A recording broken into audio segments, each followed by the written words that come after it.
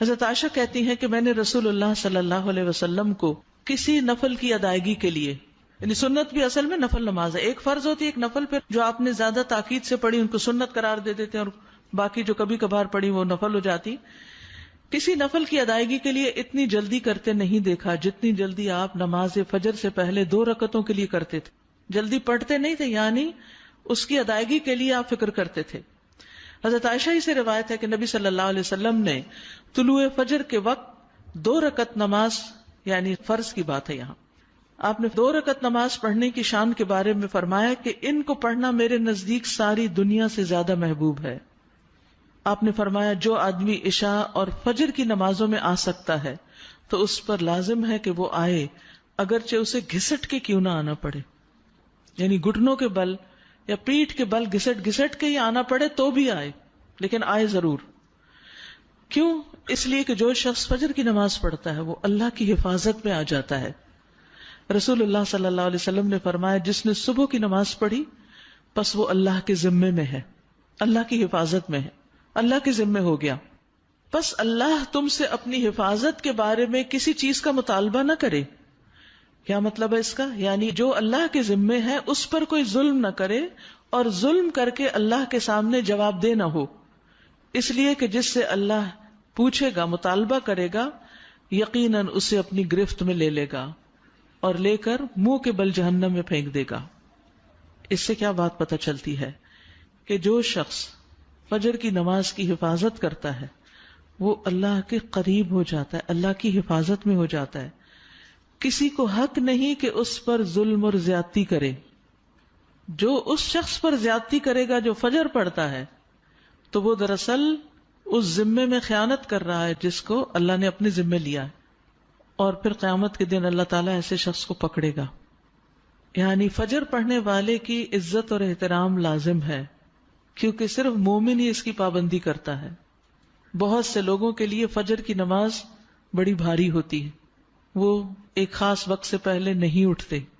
کچھ لوگوں کی اکثر ہی قضا ہو جاتی، وہ چونکہ دیر سے سوتے ہیں تو صبح اٹھ نہیں پاتے، تو ان کی حفاظت اللہ کے ذمے پہ نہیں ہے. تو اس لیے بہت ہی فکر کرنی چاہیے کہ فجر کی نماز قضا نہ ہو، یعنی کوئی باقی کر لیں، نہیں، کیونکہ باقی تو پھر ہم جاگ ہی رہے ہوتے ہیں نا، تو اذان بھی سنائی دے دیتی ہے اور وقت بھی پتہ چل رہا ہوتا ہے اور دوسروں کو بھی ہم دیکھتے ہیں پڑھ رہے ہیں تو پڑھ ہی لیتے ہیں.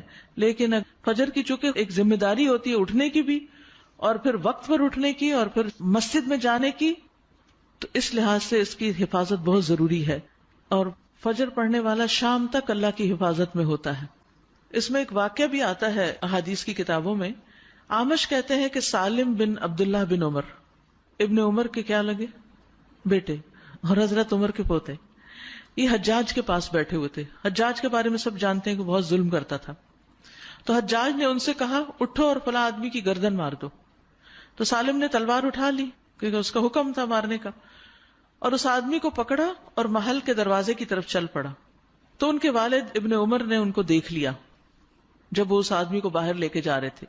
تو انہوں نے کہا کہ کیا یہ واقعی ایسا کرنے جا رہا ہے؟ انہوں نے 2-3 بار یہ بات دہرائی. پھر باہر لا کر سالم نے اس سے پوچھا کیا تم نے فجر کی نماز پڑھی ہے؟ یعنی جس کو مارنے کا حکم تھا، کہا تم نے فجر کی نماز پڑھی ہے؟ اس نے کہا ہاں.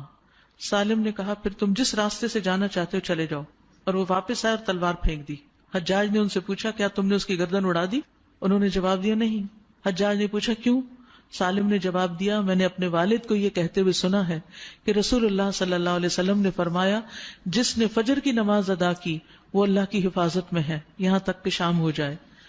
تو ان کے والد نے ان سے کہا کہ سمجھدار رہو، میں نے تمہارا نام اسی لیے سالم رکھا کہ تم سلامت رہو، یعنی اللہ کے ذمے کے اندر خیانت نہ کرو. تو بہرحال اس سے یہ پتہ چلتا ہے کہ انسان سے بڑے بڑے حادثے، بڑی بڑی مصیبتیں ٹل جاتی ہیں جب وہ فجر کی نماز کی حفاظت کرتا ہے. اب تو الحمدللہ ہر شخص کے موبائل پر الارم ہوتا ہے اور موبائل ہر شخص کے سرہانے ہوتا ہے، تو کوئی بھی یہ نہیں کہہ سکتا کہ میں صبح نہیں اٹھ پایا. 1 نہیں 2 3 الارم لگا لیں، 5 منٹ کے وقفے پہ رکھ لیں اس کو، کیونکہ جو شخص یہ 2 نمازیں پڑھے گا، بخاری میں آتا ہے، وہ جنت میں داخل ہوگا.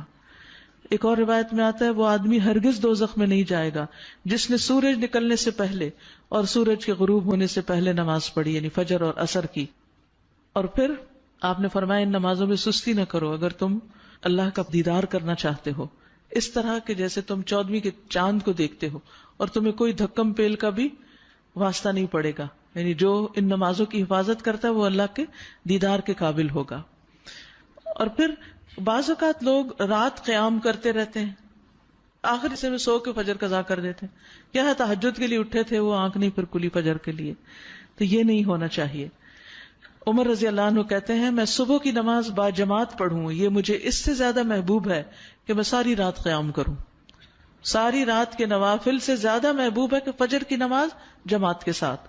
ہاں منافق پر فجر کی نماز بھاری ہوتی ہے، تو منافقت سے نکلنے کے لیے، نفاق سے نکلنے کے لیے اس نماز کی پابندی ضروری ہے.